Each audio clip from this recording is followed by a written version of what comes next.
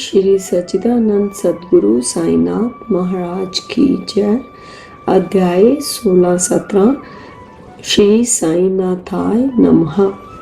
शीघ्र ब्रह्म ज्ञान की प्राप्ति। इन दो अध्यायों में एक धनाढ्य ने किस प्रकार साईं बाबा से शीघ्र ब्रह्म ज्ञान प्राप्त करना चाहा था उसका वर्णन है।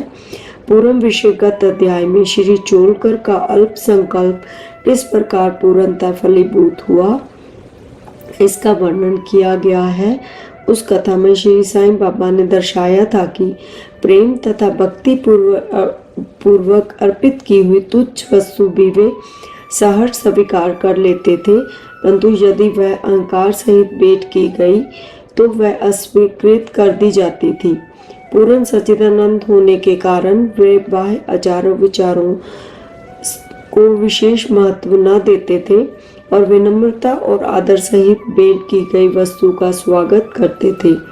यथार्थ में देखा जाए तो सद्गुरु साईं बाबा से अधिक दयालु और हितैषी इस संसार में कौन हो सकता है। उनकी तुलना समस्त इच्छाओं को पूर्ण करने वाली चिंतामणि या कामधेनु से भी नहीं हो सकती।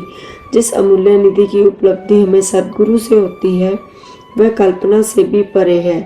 ब्रह्म ज्ञान प्राप्ति की इच्छा से आए हुए एक धनाढ्य व्यक्ति को श्री साईं बाबा ने किस प्रकार उपदेश किया उसे अब श्रवण करें। एक धनी व्यक्ति, दुर्भाग्य से मूल ग्रंथ में उसका नाम और परिचय नहीं दिया गया है, अपने जीवन में सब प्रकार से संपन्न था। उसके पास अतुल संपत्ति, घोड़े, भूमि और अनेक दास और दासियां थी। जब बाबा की कीर्ति उनके कानों तक पहुंची तो उसने अपने एक मित्र से कहा कि मेरे लिए अब किसी वस्तु की अभिलाषा शेष नहीं रह गई है, इसलिए अब शिरडी जाकर बाबा से ब्रह्म ज्ञान प्राप्त करना चाहिए, और यदि किसी प्रकार उसकी प्राप्ति हो गई तो फिर मुझसे अधिक सुखी और कौन हो सकता है। उनके मित्र ने उन्हें समझाया कि ब्रह्म ज्ञान की प्राप्ति सहज नहीं है, विशेषकर तुम जैसे मोहग्रस्त को जो सदैव स्त्री, संतान और द्रव्योपार्जन में ही फंसा रहता है। तुम्हारी ब्रह्म ज्ञान की आकांक्षा की पूर्ति कौन करेगा, जो भूल कर भी कभी एक फूटी कौड़ी का भी दान नहीं देता। अपने मित्र के परामर्श की उपेक्षा कर वे आने जाने के लिए एक तांगा लेकर शिरडी आए और सीधे मस्जिद पहुंचे। साईं बाबा के दर्शन कर उनके चरणों पर गिरे और प्रार्थना की कि आप यहाँ आने वाले समस्त लोगों को अल्प समय में ही ब्रह्म दर्शन करा देते हैं। केवल यही सुनकर मैं बहुत दूर से इतना मार्ग चल कर आया हूँ।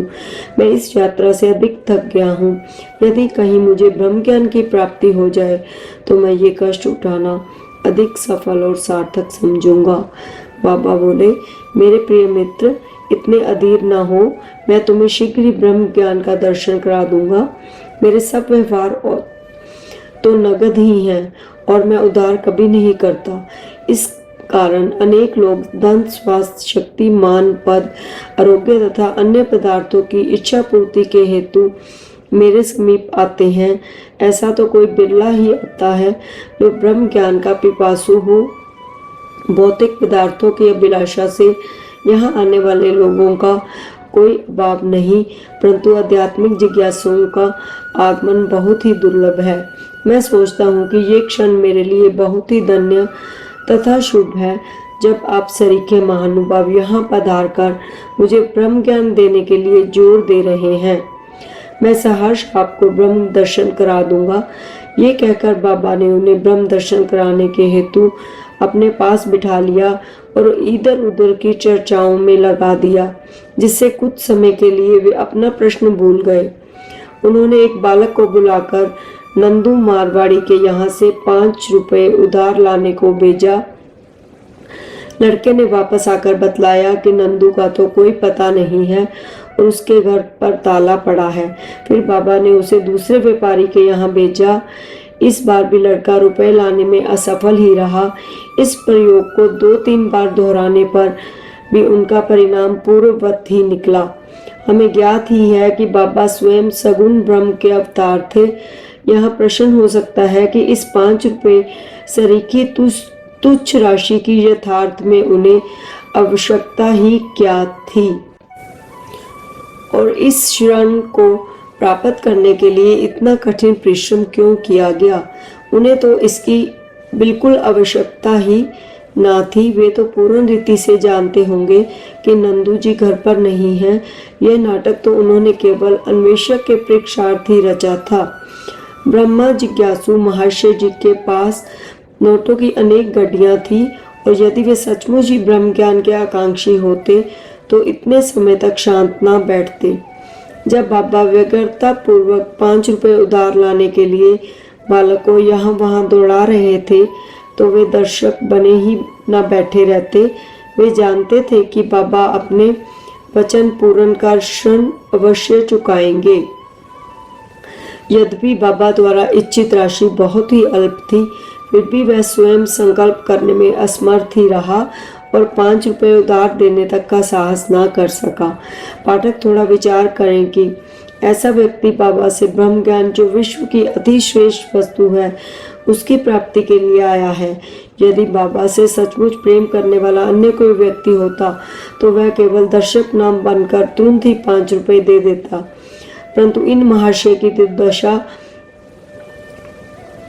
तो बिल्कुल ही विपरीत थी। उन्होंने ना रुपए दिए और न शांत ही बैठे, वरुण वापस जल्द लौटने की तैयारी करने लगे और अधीर होकर बाबा से बोले कि अरे बाबा, कृपया मुझे शीघ्र ब्रह्म ज्ञान दो। बाबा ने उत्तर दिया कि मेरे प्यारे मित्र, क्या इस नाटक से तुम्हारी समझ में कुछ नहीं आया? मैं तुम्हें ब्रह्म दर्शन कराने का ही तो प्रयत्न कर रहा था। संक्षेप में तात्पर्य ये हो कि ब्रह्म का दर्शन करने के लिए 5 वस्तुओं का त्याग करना पड़ता है। 5 प्राण, 5 इंद्रियां, मन, बुद्धि तथा अहंकार। ये हुआ ब्रह्म ज्ञान। आत्म अनुभूति का मार्ग भी उसी प्रकार है जिस प्रकार तलवार की धार पर चलना।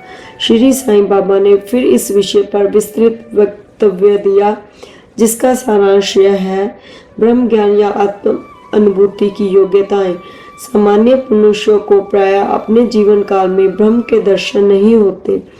उसकी प्राप्ति के लिए कुछ योग्यताओं का भी होना नितांत आवश्यक है।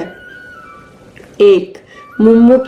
मुक्ति की तीव्र उत्कंठा। जो सोचता है कि मैं बंधन में हूँ और इस बंधन से मुक्त होना चाहे, तो उसे देह की प्राप्ति के लिए उत्सुकता और दृढ़ संकल्प से प्रयत्न करते रहे तथा प्रत्येक परिस्थिति का सामना करने को तैयार रहे। वही इस आध्यात्मिक मार्ग पर चलने योग्य है। विरक्ति। लोक परलोक के समस्त पदार्थों से उदासीनता का भाव। ऐहिक वस्तुएं, लाभ और प्रतिष्ठा जो कि कर्मजन्य है, जब तक इनसे उदासीनता उत्पन्न न होगी तब तक उसे आध्यात्मिक जगत में प्रवेश करने का अधिकार नहीं। 3. अंतर्मुखता। ईश्वर ने हमारी इंद्रियों की रचना ऐसी की है कि उनकी स्वाभाविक वृत्ति सदैव बाहर की ओर आकृष्ट करती है। हमें सदैव बाहर का ही ध्यान रहता है, न कि अंतर का। जो आत्मदर्शन और दैविक जीवन के इच्छुक हैं, उन्हें अपनी दृष्टि अंतमुखी बनाकर अपने आप में ही होना चाहिए। पाप से शुद्धि। जब तक मनुष्य दुष्टता त्याग कर दुष्कर्म करना नहीं छोड़ता, तब तक ना तो उसे पूर्ण शांति ही मिलती है और ना मन ही स्थिर होता है। वह मात्र बुद्धि बल द्वारा ज्ञान लाभ कदर नहीं कर सकता। 5. उचित आचरण। जब तक मनुष्य सत्यवादी, त्यागी और अंतर्मुखी बनकर ब्रह्मचर्य व्रत का पालन करते हुए जीवन व्यतीत नहीं करता, तब तक उसे आत्म उपलब्धि संभव नहीं। 6. सार वस्तु ग्रहण करना। 2 प्रकार की वस्तुएं हैं, नित्य और अनित्य। पहली आध्यात्मिक विषयों से संबंधित है तथा दूसरी सांसारिक विषयों से। मनुष्य को इन दोनों का सामना करना पड़ता है। उसे विवेक द्वारा किसी एक का चुनाव करना पड़ता है। विद्वान पुरुष अनित्य से नित्य को श्रेयस्कर मानते हैं, परंतु जो मूढ़मती हैं वे आसक्तियों के वशीभूत होकर अनित्य को ही श्रेष्ठ जानकर उस पर आचरण करते हैं। 7. मन और इंद्रियों का निग्रह। शरीर एक रथ है, आत्मा उसका स्वामी तथा बुद्धि सारथी है। मन लगाम है और इंद्रियां उसके घोड़े। इंद्रिय नियंत्रण ही उसका पथ है। जो अलग बुद्धि और जिनके मन चंचल हैं तथा जिनकी इंद्रियां सारथी के दुष्ट घोड़ों के समान हैं, वे अपने गंतव्य स्थान पर नहीं पहुंचते तथा जन्म मृत्यु के चक्र से घूमते रहते हैं। परंतु जो विवेकशील हैं, जिन्होंने अपने मन पर नियंत्रण में है, वे ही गंतव्य स्थान पर पहुंच पाते हैं, अर्थात उन्हें परम पद की प्राप्ति हो जाती है और उनका पुनर्जन्म नहीं होता। जो व्यक्ति अपनी बुद्धि द्वारा मन को वश में कर लेता है, वह अंत में अपना लक्ष्य प्राप्त कर उस सर्वशक्तिमान भगवान विष्णु के लोक में पहुंच जाता है। 8. मन की पवित्रता। जब तक मनुष्य निष्काम कर्म नहीं करता, तब तक उसे चित्त की शुद्धि एवं आत्मदर्शन संभव नहीं। विशिष्ट मन में ही विवेक और वैराग्य उत्पन्न होते हैं, जिससे आत्मदर्शन के पथ में प्रगति हो जाती है। अहंकार शून्य हुए बिना दृष्टि से छुटकारा पाना संभव नहीं है। विषय वासना आत्म अनुभूति के मार्ग में विशेष बाधक है। ये धारणा है कि मैं शरीर हूँ, एक ब्रह्म है। यदि तुम्हें अपने जीवन के देह आत्म साक्षात्कार को प्राप्त करने की अभिलाषा है, तो इस धारणा तथा आसक्ति का सर्वथा त्याग कर दो। 9. गुरु की आवश्यकता। आत्मज्ञान इतना गूढ़ और रहस्यमय है कि मात्र स्वप्रयत्न से उसकी प्राप्ति संभव नहीं। इस कारण आत्म अनुभूति प्राप्त गुरु की सहायता परम आवश्यक है। अत्यंत कठिन परिश्रम और कष्टों के उपरांत भी दूसरे क्या दे सकते हैं, जो ऐसे गुरु की कृपा से सहज में ही प्राप्त हो सकता है।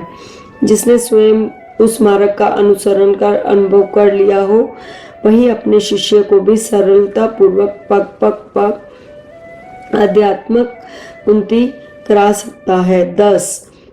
अंत में ईश कृपा परम आवश्यक है। जब भगवान किसी पर कृपा करते हैं, तो वे उसे विवेक और वैराग्य देकर इस भव सागर से पार कर देते हैं। ये आत्म अनुभूति ना तो नाना प्रकार की विद्याओं और बुद्धि द्वारा ही हो सकती है और ना ही शुष्क वेद अध्ययन द्वारा हो सकती है। इसके लिए जिस प्रकार को ये आत्म वर्ण करती है, उसी को प्राप्त होती है तथा उसी के सम्मुख में अपना स्वरूप प्रकट करती है। कठोपनिषद में ऐसा ही वर्णन किया गया है। बाबा का उपदेश। जब यह उपदेश समाप्त हो गया, तो बाबा उस महाशय से बोले कि अच्छा महाशय, आपकी जेब में 5 रुपए के 50 गुने रुपयों के रूप में ब्रह्म है, इससे कृपा बाहर निकालिए। उसने नोटों की गड्डी बाहर निकाली और गिनने पर सबको अत्यंत आश्चर्य हुआ कि वे 10-10 के 25 नोट थे। बाबा की सर्वज्ञता देखकर वे महाशय द्रवित हो गए और बाबा के चरणों पर गिरकर आशीर्वाद की प्रार्थना करने लगे। तब बाबा बोले कि अपना ब्रह्मा का ये बंडल लपेट लो। जब तक तुम्हारा लोभ और ईर्ष्या से पूर्ण छुटकारा नहीं हो जाता, तब तक तुम ब्रह्म के सत्य स्वरूप को नहीं जान सकते। जिसका मन धन, संतान और ऐश्वर्य में लगा है, वह इन सब आसक्तियों को त्यागे बिना कैसे ब्रह्म को जानने की आशा कर सकता है। आसक्ति का ब्रह्म और धन की तृष्णा दुख का एक भंवर है, जिससे अहंकार और ईर्ष्या रूपी मगरों को वास है। जो निरक्ष होगा, केवल वही वह भव सागर पार कर सकता है। तृष्णा और ब्रह्म के पारस्परिक संबंध इसी प्रकार के हैं, अतः वे परस्पर कट्टर शत्रु हैं। तुलसीदास जी कहते हैं, जहाँ राम तह काम नहीं, जहाँ काम नहीं राम, तुलसी कबू होत नहीं, रवि रजनी एक ठाम। जहाँ लोभ है, वहाँ ब्रह्म के चिंतन का ध्यान की गुंजाइश ही नहीं है। फिर लोभी पुरुष को विरक्ति और मोक्ष की प्राप्ति कैसे हो सकती है। लालची पुरुष को ना तो शांति है और ना ही संतोष, ना ही वह दृढ़ निश्चयी होता है। यदि कण मात्र भी लोभ मन में शेष रह जाए, तो समझना चाहिए कि सब साधनाएं व्यर्थ हो गई। एक उत्तम साधक यदि फल प्राप्ति की इच्छा या अपने कर्तव्यों का प्रतिफल पाने की भावना से मुक्त नहीं है, और यदि उनके प्रति उसमें अरुचि उत्पन्न न हो तो सब कुछ व्यर्थ ही हुआ। ये आत्म अनुभूति प्राप्त करने में सफल नहीं हो सकता। जो अहंकारी तथा सदैव विश्व चिंतन में रत है, उन पर गुरु के उपदेशों तथा शिक्षा का कोई प्रभाव नहीं पड़ता।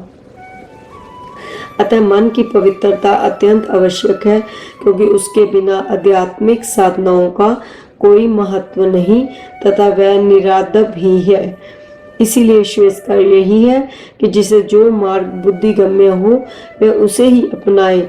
मेरा खजाना पूर्ण है और मैं प्रत्येक की इच्छा अनुसार उसकी पूर्ति कर सकता हूँ, परंतु मुझे पात्र की योग्यता का भी ध्यान रखना पड़ता है। जो कुछ मैं कह रहा हूँ, यदि तुम उसे एकाग्र होकर सुनोगे तो तुम्हें निश्चय ही लाभ होगा। इस मस्जिद में बैठकर मैं कभी असत्य भाषण नहीं करता। जब घर में किसी अतिथि को निमंत्रण दिया जाता है तो उसके साथ परिवार, अन्य मित्र और संबंधी आदि भी भोजन करने के लिए आमंत्रित किए जाते हैं। बाबा द्वारा धनी महर्षि को दिए गए इस ज्ञान भोज में मस्जिद में उपस्थित सभी जन सम्मिलित थे। बाबा का आशीर्वाद प्राप्त कर सभी लोग उन धनी महर्षि के साथ हर्ष और संतोष पूर्वक अपने अपने घरों को लौट गए। बाबा का वैशिष्ट्य।